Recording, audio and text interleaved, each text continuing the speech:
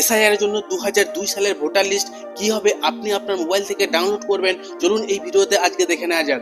তো এর জন্য আপনাকে আপনার মোবাইল ওপেন করে গুগলে গিয়ে WBCEO লিখে সার্চ করতে হবে। তারপর আপনি এখানে চিফ ইলেকটোরাল অফিস নামে যে প্রথম ওয়েবসাইটটা দেখতে পাচ্ছেন এই ওয়েবসাইটটাকে ওপেন করতে হবে। ওয়েবসাইটটা ওপেন করার পর আপনি এখানে ইলেকটোরাল রোল অফ এসআইআর 2002 নামে একটা মুভমেন্ট লেখা দেখতে পাবেন।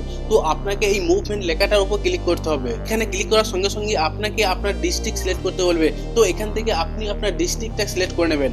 তারপর আপনার সামনে আপনার বিধানসভা সিলেক্ট করার অপশন চলে আসবে।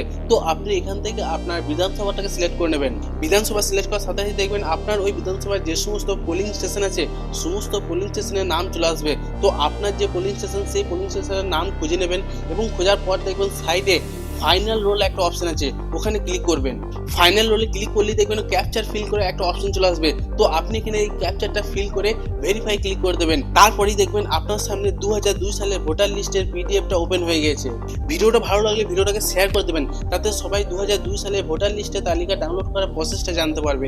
এবং এরকম আরও ভিডিও দেখতে বেঙ্গল এনজিকে ফলো করে রাখবেন।